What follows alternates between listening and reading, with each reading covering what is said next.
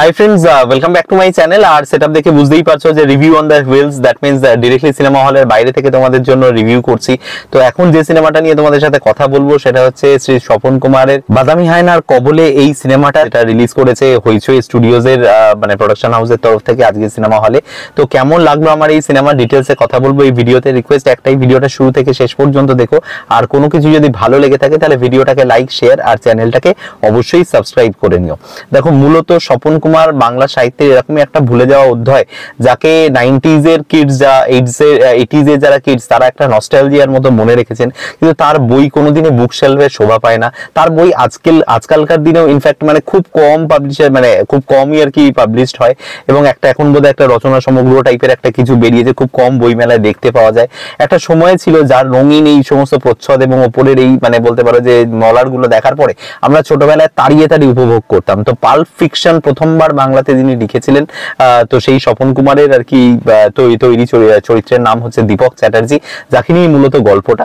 এবং এক্ষেত্রে যেটা দেখানো তোমরা ট্রেলারেও দেখেছো, একটু যদি সিনেমার কথায় আসি তাহলে সেটা হচ্ছে যে দীপক চ্যাটার্জি যিনি স্বপন কুমারের মানে কল্পিত যে নায়ক, সেই নায়ক আর কি পথে নামতে তিনি বাধ্য হচ্ছেন, কারণ শহরের উপরে আবার একটা করাল গ্রাস বাদামি হায়না বলে একজন মানে একটা আর কি বলতে পারো যে একজন যে শহরের ক্ষতি করতে চাইছে, আমাদের প্রাণের শহর কলকাতার ক্ষতি করতে চাইছে। এবং সেটাকে প্রতিহত করার জন্য দীপক কুমারকে আবার ময়দানে অবতীর্ণ হতে হলো, কারণ সে অলমোস্ট মানে লোকে তাকে ভুলে গেছিল। সেই বই হয়ে একটা পাঠ বলতে পারো যে পুস্তক আকারে লাইব্রেরিতে, একটা পুরনো লাইব্রেরির মধ্যেই সে বন্ধ পড়েছিল। তো এটা হচ্ছে গল্পের প্রেফেজ। এবার যদি বলি যে ছবিটার মেকিং স্টাইলটা না মানে এর যে মানে পুরো জিনিসটাকে, এটাকে বলা হয় ম্যাজিক রিয়েলিজম। কেন ম্যাজিক রিয়েলিজম কথাটা মানে ইউজ করছি, তার কারণ হচ্ছে এখানে কিছুটা রয়েছে যেটা হচ্ছে তোমার ফ্যান্টাসি ওয়ার্ল্ড থেকে, কিছুটা রয়েছে বাস্তব জীবন থেকে, কিছুটা একদম অতি বাস্তব করাল বাস্তব যেটাকে বলে সেগুলো থেকে। এবং সেটার মধ্যেই কিন্তু দেবালয় ভট্টাচার্য মূলত এটার মধ্যে একটা ব্লেন্ডিং করার চেষ্টা করেছেন। তাই এই ছবিটাকে জাজ করার জন্য বা এই ছবিটাকে বোঝার জন্য বা এই ছবিটা দেখতে যাওয়ার আগে ম্যাজিক রিয়েলিজম সম্পর্কে একটা সম্যক ধারণা তোমাদের থাকতে হবে। তো এই ব্যাপারটা কিন্তু সবসময় মাথায় রাখতে হবে, ম্যাজিক রিয়েলিজম কিন্তু ফ্যান্টাসি ওয়ার্ল্ড থেকে আলাদা। এবং এই যে গল্পটাকে যে কারণে এইটা যখন তৈরি করা হচ্ছে, সিনেমা হিসেবে যখন তৈরি করা হচ্ছে, তখনও কিন্তু সেই বাস্তবের মাটিতে পা রেখেই সিনেমাটাকে তৈরি করা হয়েছে।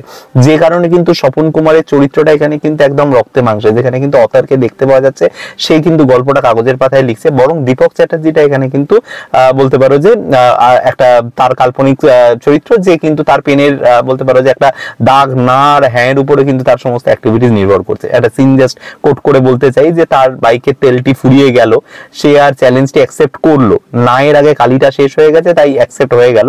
যেই মুহূর্তে কালি ভরে নিলেন পরাণ বন্দ্যোপাধ্যায়, না লিখলেন না, ওখানে কিন্তু ওটা অ্যাবান্ডন হয়ে গেল।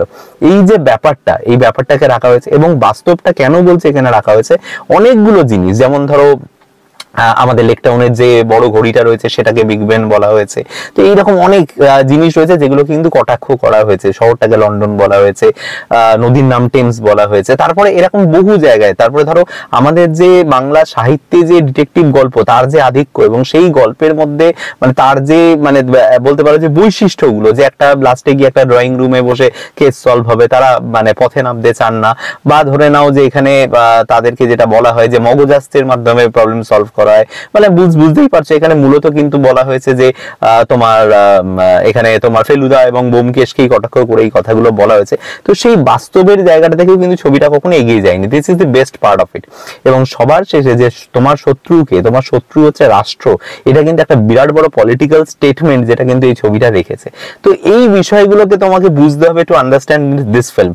এই ছবিটাকে কিন্তু একটা নর্মাল পাল্প ফিকশনের মতো করা হয়নি, যেখানে কিন্তু সবকিছু ওভার দ্য টপ দেখানো হচ্ছে। আছে সেই জিনিসগুলো, যেমন ধরো এখানে আবেদার এন্ট্রিটা, সেই এন্ট্রিটা কিন্তু ভীষণ ওভার দ্য টপ, এবং একটা হিরোইক এন্ট্রি, ক্লাইম্যাক্সে হিরোর যে এন্ট্রি, বা ধরো হিরোইনের সাথে তার যে চুম্বন দৃশ্য, এইসব জিনিসগুলোকে কিন্তু খুব ওভার দ্য টপ করে, খুব এক্সাজারেট করে দেখানো হয়েছে। সেগুলো রয়েছে এর মধ্যে, কিন্তু পুরোটা কিন্তু একদম একটা ফ্যান্টাসি ওয়ার্ল্ডের গল্প বলে কিন্তু দেখিয়ে দেওয়া হয়নি, যেখানে বলতে পারো যে তার একদম বাস্তবের মানে মাটি থেকে সে কিন্তু সরে গেছে।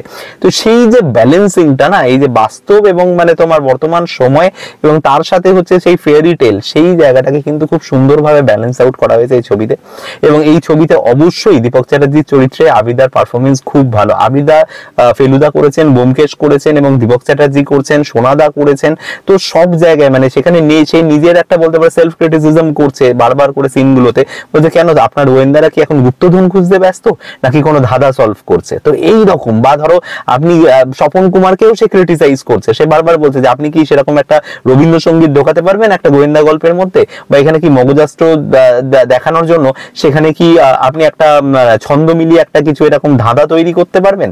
এই জিনিসগুলো সে কিন্তু লেখককে বলছে এবং লেখকও কিন্তু সেই অনুযায়ী তাকে উত্তর দিচ্ছে। তো এই যে ডায়লগ রাইটিংটা, এই যে ব্যাপারটা না, এটা খুব সুন্দরভাবে এই ছবিতে তৈরি করা হয়েছে।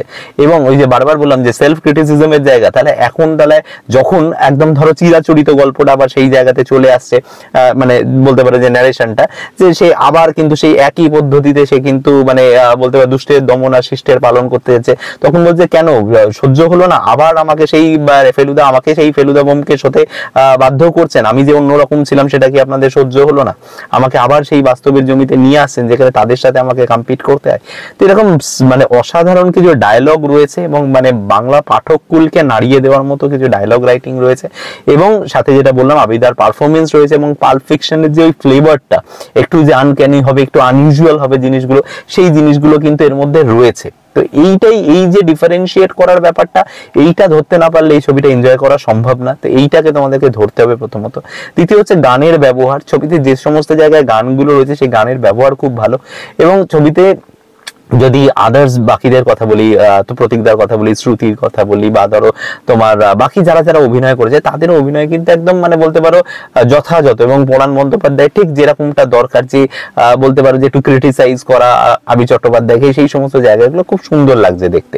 এবার এই ছবিতে কি তাহলে সবকিছু অসাধারণ, সব ভালো, দারুণ সিনেমাটা হয়েছে? না, এই ছবিটাতে ডেফিনেটলি কিছু ডিসকানেক্ট আছে। সেই ডিসকানেক্ট গুলোর জায়গা প্রথমেই যেটা বলতে হবে সেটা হচ্ছে ছবিটা মাঝে মধ্যেই খুব ফিলোসফিক্যাল হয়ে যায়। ছবিটার প্রথম স্পেশালি শুরুটা অসাধারণ একটা এন্ট্রি দেওয়ার পরে যখন প্রথমে টাইটেল ক্রেডিটটা চলে আসে, যেখানে নাম দেখানো হয়, গল্পটার প্রিফেসটা পুরো সেট হয়ে যায়, একটা পুরো বলতে পারো যে ছবিটা একটা মানে একটা হাই এন্ডে চলে গেছে, সেখান থেকে দুম করে ছবিটা পড়ে এবং ছবিটা ভীষণ একটা ফিলোসফিক্যাল লেভেলে চলে যায়, এবং সেই জায়গা থেকে প্রচুর ফিলোসফিক্যাল কথাবার্তা হতে থাকে, বিভিন্ন অ্যাক্টিভিটিস হতে থাকবে, এবং শ্রুতির সাথে একটা বলতে পারো যে আবিদ্যার একটা সম্পর্কের একটা তৈরি হয়, সেটাও কিন্তু খুব বলতে পারো একটা সুপার ন্যাচারাল স্টেজে গিয়ে। তো সেই জিনিসগুলো হওয়াতে ফার্স্ট হাফটা একটু ডাল হয়, কিন্তু ছবিটা আবার সেকেন্ড হাফ থেকে একটা জায়গা পিক করে, যেটা সেকেন্ড হাফটাকে আরো বেশি ইন্টারেস্টিং করে তুলেছে ফার্স্ট হাফের তুলনায়।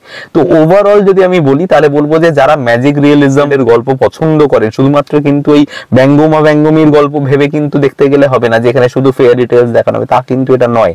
এখানে ইন্টেলেকচুয়াল প্রপার্টিজও রয়েছে, সেইটাও আপনাকে বুঝতে হবে, এবং বর্তমান বাংলা সমাজকে যে কটাক্ষ করা হয়েছে সেই জিনিসগুলো আপনাকে রিয়েলাইজ করতে হবে, তবেই গিয়ে আপনি এই ছবিটাকে এনজয় করতে পারবেন। তো কেমন লাগলো তোমাদের কমেন্টে এসে জানাতে পারো। কোনো কিছু যদি এই ভিডিও থেকে ভালো লেগে থাকে তাহলে এই ভিডিওটাকে অবশ্যই লাইক করে নিও এবং চ্যানেলটাকে সাবস্ক্রাইব করে নিও। দেখা হচ্ছে তোমাদের সাথে পরের কোনো ভিডিওতে। Till then, bye by.